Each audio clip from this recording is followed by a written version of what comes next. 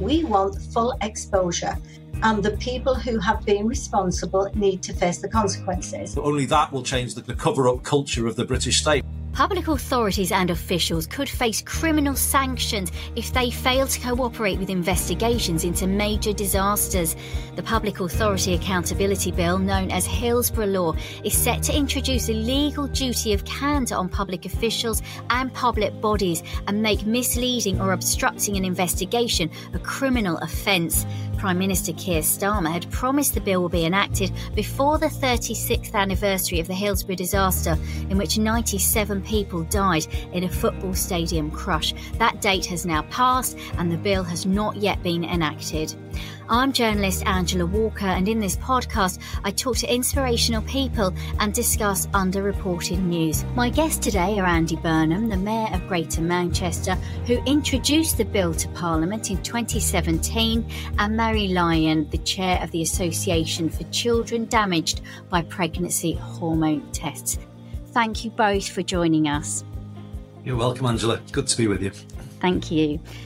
Marie, I know you've got some really personal reasons for supporting this bill regarding the action of authorities relating to disabilities caused by a drug prescribed by the NHS.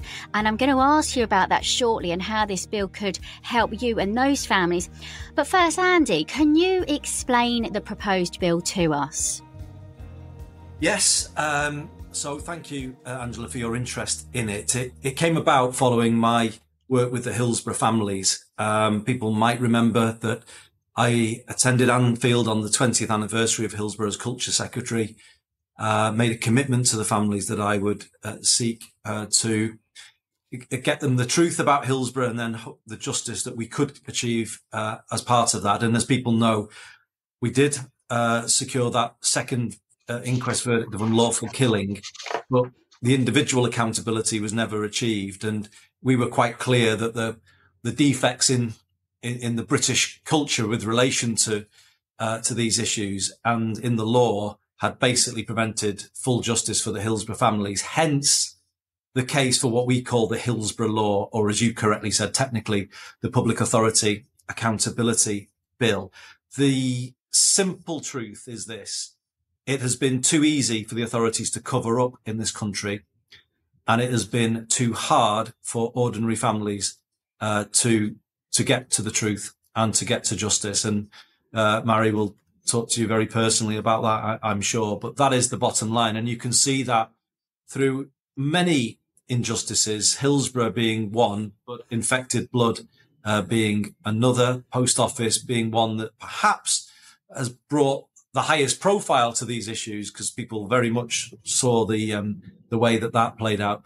But there are many more as well, and some sadly that have been going on for decades still unresolved. So Primodos very much high amongst them, but also the really awful injustice of those who served our country overseas and were subjected without consent or personal protective equipment to nuclear tests, and those nuclear test veterans still fighting alongside Marie and many other campaigns actually to get to the truth. So the Hillsborough Law does two things in short. Number one, that duty of candour, a requirement, a legal requirement with criminal sanctions on people to tell the truth at the first time of asking. You would think not much to ask, wouldn't you, of public servants? But sadly, as I said before, it's too easy for people to cover up.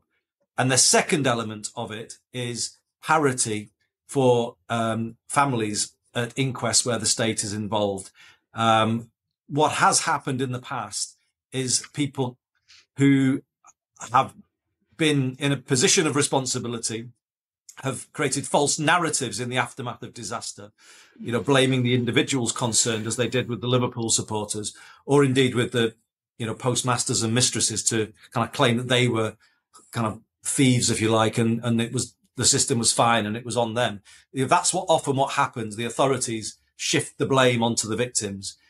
That's one part of it. But then they cement those false narratives in courtrooms because those individual ordinary people often don't have the resources of the state when it comes to the legal representation. And police and public bodies, spare no taxpayers' expense in hiring the best KCs in the land to cement their false narratives in courtrooms. So it's those two elements of the Hillsborough Law that are critical. And of course, this bill isn't now about helping the Hillsborough families, but it absolutely is about helping those families fighting for justice for people damaged by Primodos. Was there a moment, Andy, where you just thought, what is going on?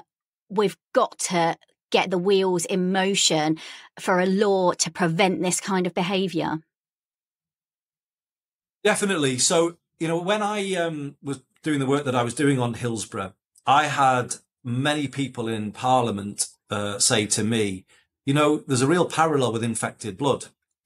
And can you take a look at infected blood once you've finished with Hillsborough? Obviously never finished with Hillsborough, but, once I had more capacity to turn my attention to infected blood. And this one was one I'd lived even more directly, because as Health Secretary, I had come into the Department of Health in 2009 in the immediate aftermath of something called the Archer Report, which was, an independent report into what had gone on. And the government at the time, my predecessor as Health Secretary, hadn't basically accepted what the Archer Report was saying.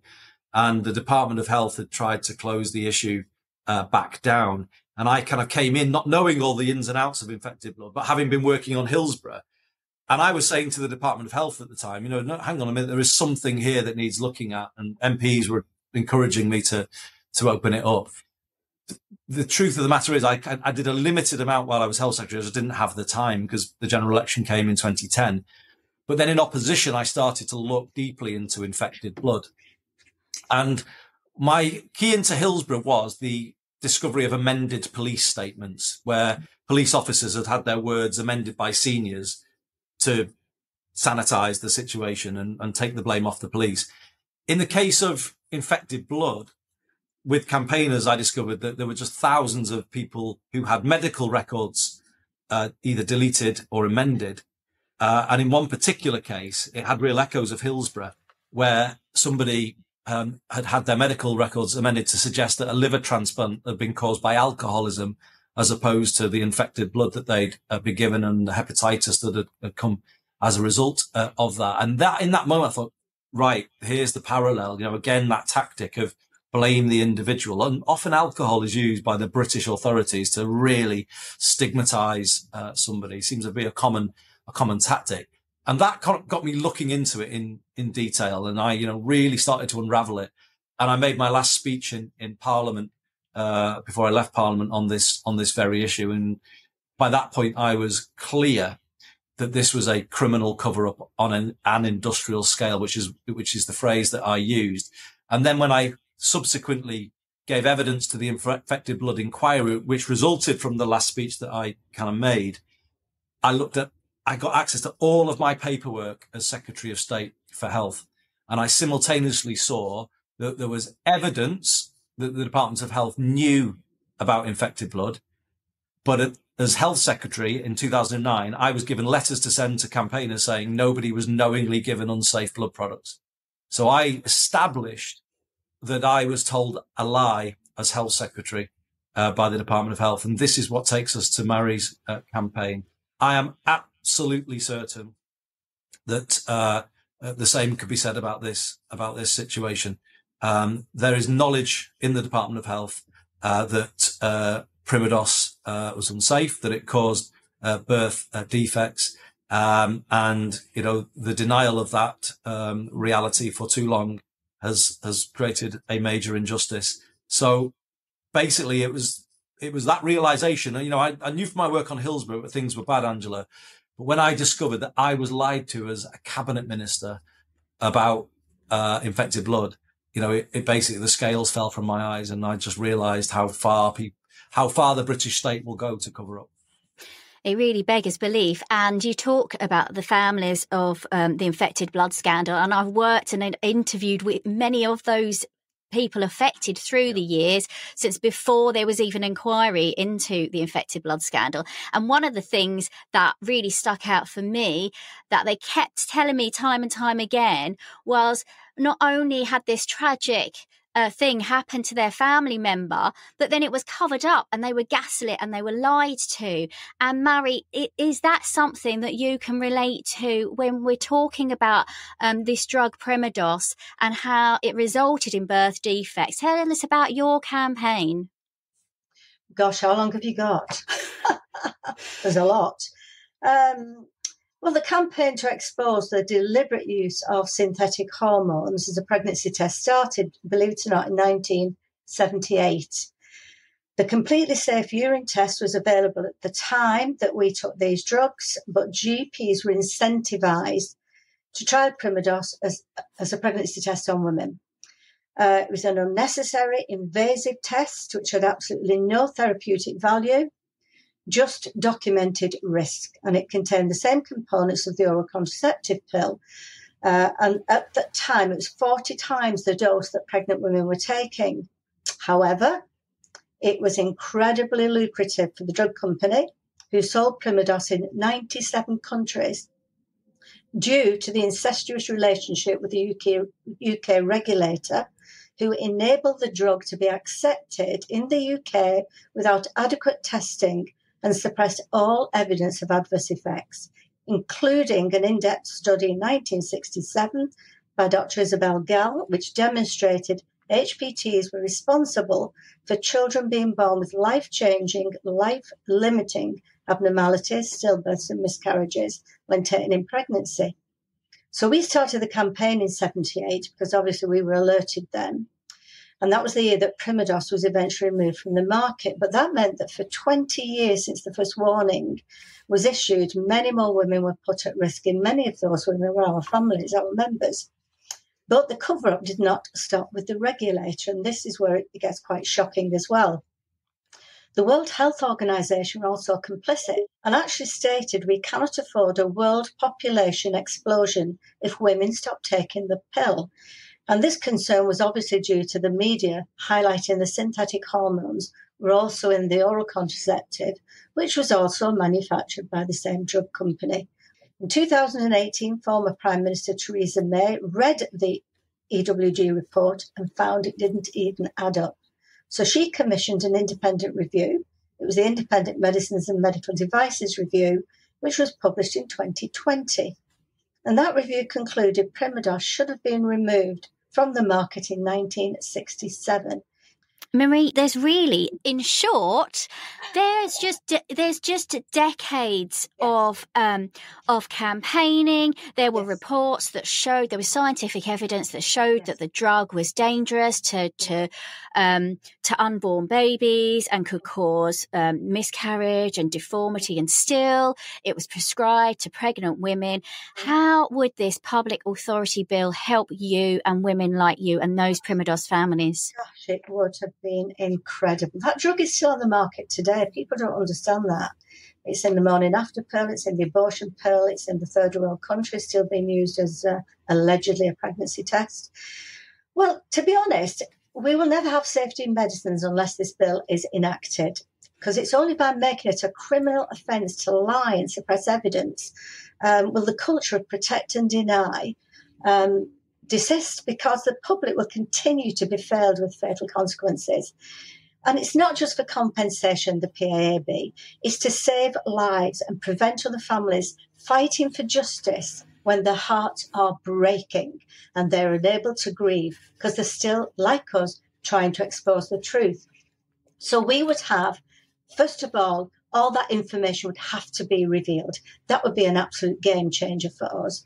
But in fact, the parity of arms as well would be a fantastic support, because we wouldn't need to have legal aid. We would have exactly the same funding that the government bodies would have. That would actually be a wonderful impact on the public, because the taxpayer would no longer be funding huge amounts of money for the government and public bodies to sue people. And of course, it would level up the playing field. It would level up the playing field so that, campaigners had the same legal representation as the people that they're trying to hold to account.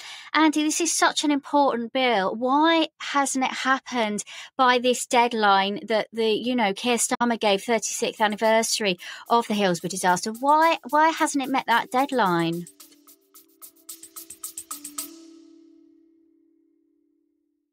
I got my results from a home DNA test. To my complete shock, I found 2 half-sisters I never even knew existed. Turns out, the man I grew up thinking was my dad wasn't my dad at all. So I started a podcast called Missing Pieces in PE Life, and it curates stories of people like me, people who find family secrets, people who were switched at birth. Every episode is like a documentary that helps find the missing pieces. Missing Pieces in PE Life, wherever you listen to podcasts. It's hard to know for sure, because obviously we're on the outside saying that we do need to see this bill delivered in full, and that's the consistent call from not just the Hillsborough families, but every justice campaign that has come together, ever since Hillsborough. And the great thing now is those campaigns are all networked and supporting each other, and that's been a really big and positive change, learning from each other, because the fight back has got stronger when we've started to work like this. I think always in government, I've been there, there'll be elements within the system, this can't apply to us because, national security, or this can't apply to us because of the cost. I absolutely remember, being in a government department, those type of arguments being made. But I think Marie just made the point at the end there. The Hillsborough Law would be a major money saver for the British state, because if the truth was told at the first time of asking, the compensation that's when people need it, and it would just be paid up front, and then it would be lower. The failure to deal with it just means that the cost ratchets up over the years, and we see that with infected blood. But it's also the case, though, that if you had a requirement for parity of legal funding, exactly as Marie said, you would stop public bodies throwing taxpayers' money around in hiring the best KCs in the land. There would be an incentive on public bodies to reduce their own legal spending, because the parity had to be achieved with respect to the legal representation for ordinary families. And, the objections to the Hillsborough Law don't stack up, I'm afraid. And the commitment that was made was clear. So I think our feeling would be, we would rather the bill is got right than rushed to meet any deadline. Work is underway to make sure that it passes the test. But that test is a pretty clear one: a full duty of candour with criminal sanctions and parity of legal funding for families at those legal proceedings. So those are the twin planks of the Hillsborough Law.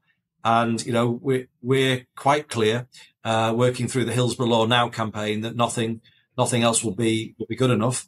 And, only that will change the culture within the cover-up culture of the British state, which I'm afraid has been a feature of the way life has been in this country for, as you've heard from Marie, from decades. And certainly the nuclear test veterans, if they were represented in this discussion today, would be vigorously nodding along with everything that Marie said. Yeah.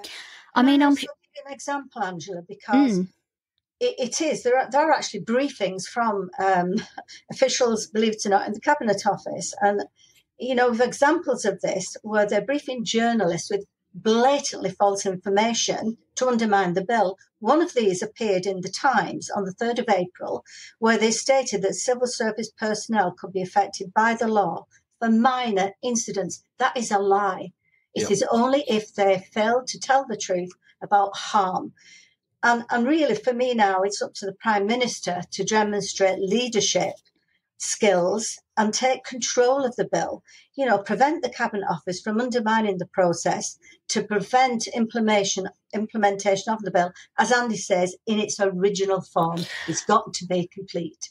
I contacted the Cabinet Office for a statement, and they sent this. They say, the Hillsborough disaster is one of the greatest stains on British history, and the family of those who lost loved ones have shown endless determination to get justice. Having consulted with these groups over the past few weeks, we believe more time is needed to draft the best version of a Hillsborough law. We remain fully committed to bringing in this legislation at pace, which will include a legal duty of candour for public servants and criminal sanctions for those who refuse to comply. That's the full statement that the government sent me. Marie, you just looked, you laughed when I read that statement out. Well, it's another barrier. They're trying to say, yes, we're doing it at pace. What does that pace mean? It means absolutely nothing. It means that what they're trying to do is delay the bill. They're trying to water it down. It will not be accepted, I will tell you that now, by any of the members, because there are lots of us now, lots of campaign groups. We want full exposure. We want full acknowledgement. And the people who have been responsible need to face the consequences. And that goes for, past misdeeds. Obviously, now we're going to struggle with that. But certainly it should stop future government officials thinking that they can actually suppress evidence. Well, they'll have to think twice, won't they? They'll have to think twice. Andy, I've interviewed the parents of Zane Bangbola. This was a 7-year-old boy who died when cyanide from a secret landfill entered his home during flooding. His parents have campaigned tirelessly and they face so many obstructions. I mean, talking to Zane Bangbola's parents, well, it's devastating to hear what they have been through and what they are still going through because they are being gaslit.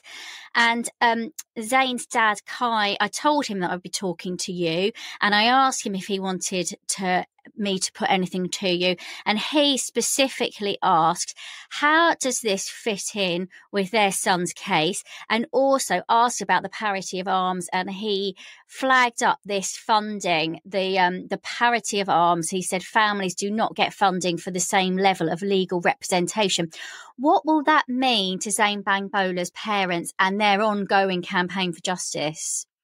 Well, I'm certainly glad, Angela, that you've raised Zane's case, because I think it's a really important case for a whole host of reasons, not least for the Bangbola family. But it also illustrates that the same can happen to an individual family, that can happen to multiple families in respect of a more widespread disaster like Hillsborough or Primodos or infected blood. But the same thing happens. And for individual families, it's even harder, isn't it, to fight when the public aren't aware of what's gone on. It doesn't have the same profile. And it's in many ways kind of even, tougher for people in their position because they're doing it very much alone. What would it mean in Zane's case? Well, I remember working with Kai and Nicole in relation to the inquest, and it was shocking, actually, the way that they were treated in that inquest. The same thing again about, implying the family was negligent or to blame, but not being given that sort of legal representation to fight those kind of scurrilous suggestions that were thrown around that courtroom. So this bill very much would have helped the Bangbolas for sure. And it is getting on, well, it's 8 years since I presented it to Parliament. And I'm not somebody who says it has to be done exactly as I introduced it. It was drafted with the help of very eminent KCs who had assisted the second Hillsborough inquest, and we're very much linked to the Hillsborough Justice campaign. So we've got the highest of confidence in those individuals, and they drafted the bill. No one has ever pointed out to me a defect in that bill. However, I'm never somebody who says, it can't be improved or it can't be amended. But what I would say to the government is, you should be working from that bill and amending it, as opposed to coming forward with a kind of alternative legal entity. And I think that's where we find ourselves at the moment. We're still waiting to see how we will move forward now with the Hillsborough Law. I'm pleased in some ways to hear the statement you just read out, but I noticed it was missing any reference to parity of legal funding. And if the Cabinet Office don't understand that that's massive in terms of the Bangbolas case, well, I'm afraid they've not got a full understanding of the issue. If they're only talking about duty of candour, important as that is, they are still missing, half of the Hillsborough Law. It's interesting that you say, you know, how long ago it was that you first proposed this bill. I want to go back even further. Let's talk about a little boy, Robbie Powell. He died 40 years ago as a result of medical negligence, and that was covered up by doctors and police. They lied. We know that is a fact. And his dad, Will, I'm in contact with his family.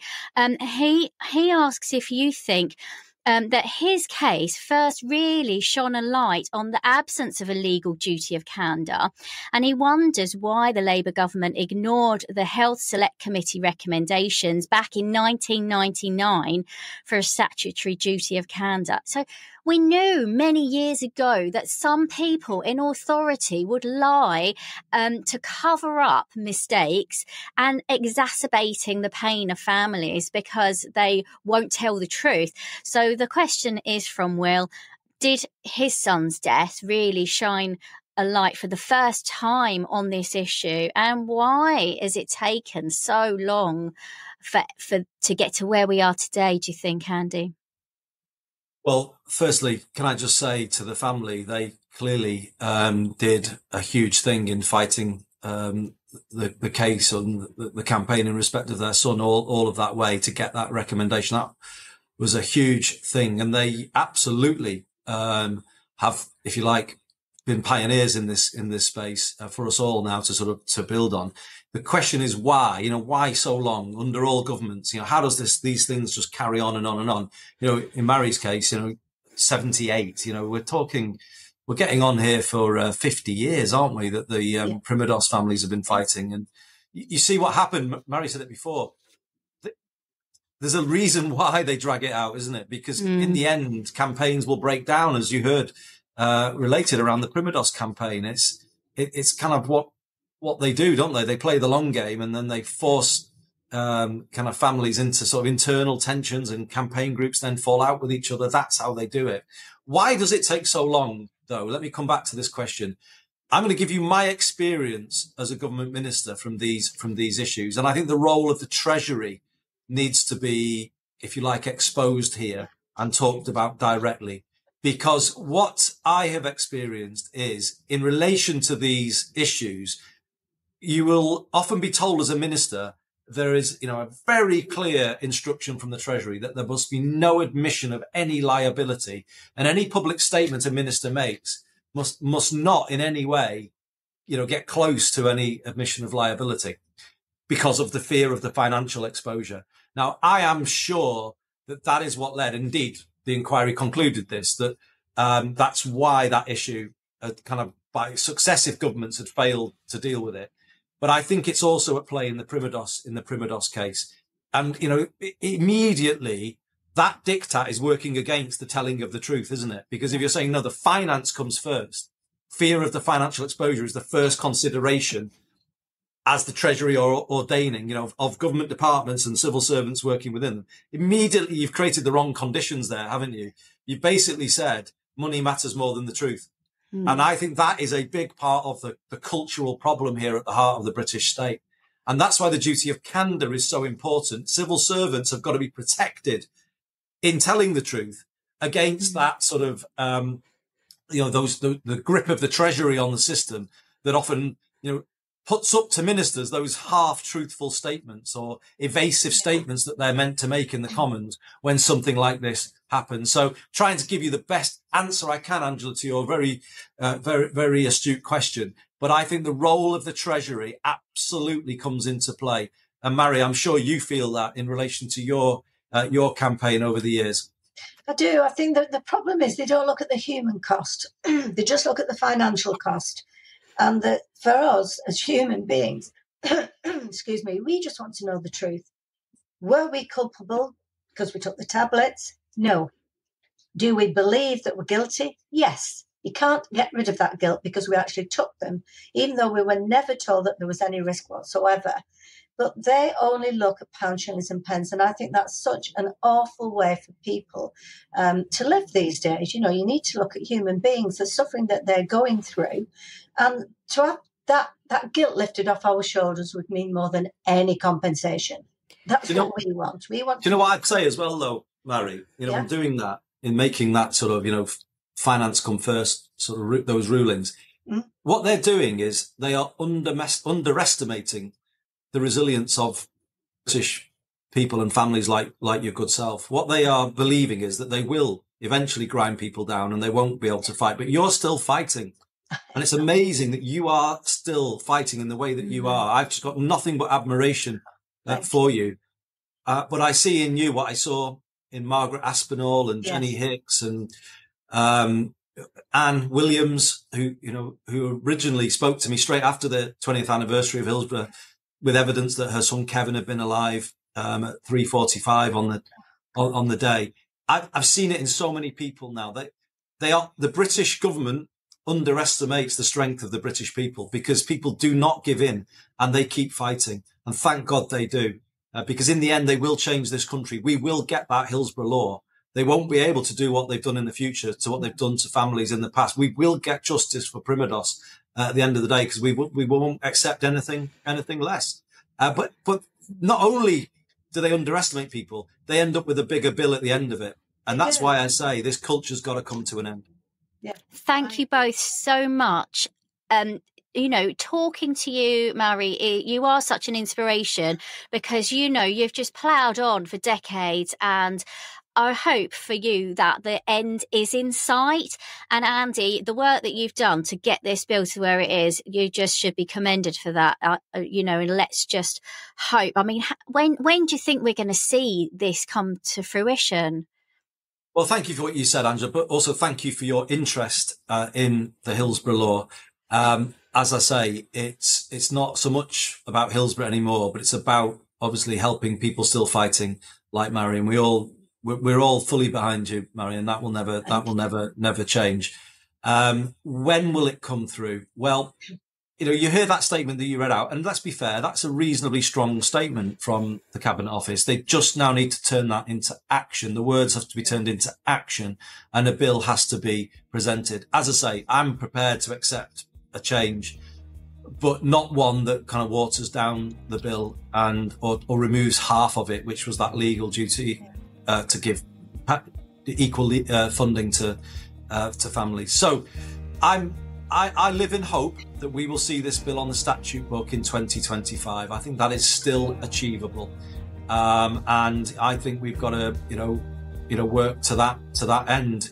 The government will be in Liverpool for its conference later this year. It needs to go there, in my mind, being able to say, look people in the eye, saying we promised, we have done it, and I'm confident we can if we all are prepared to sort of focus on it now. We can get this change made. Yeah, it'd be nice if they do it before my 80th next year, Andy. Fingers crossed. Fingers crossed. I mean, you should have to be fighting in a way, but that's But you go into your 80th year, Marie, knowing that you, Margaret, all the other people I've mentioned, in the end, the fight you've led will change this country. I am absolutely certain of that. That'll be a great birthday present. Thank you. And we're going to make sure you get it. Thank you. And bless you for doing this. It's really, really kind of you to take such an interest. Thank you both so much. That's Marie Lyon campaigner, Andy Burnham, Mayor of Greater Manchester. You've been listening to Angela Walker in Conversation. You can find more of my work on my website, angelawalkerreports.com. Make sure you subscribe and like this podcast. Until next time, goodbye.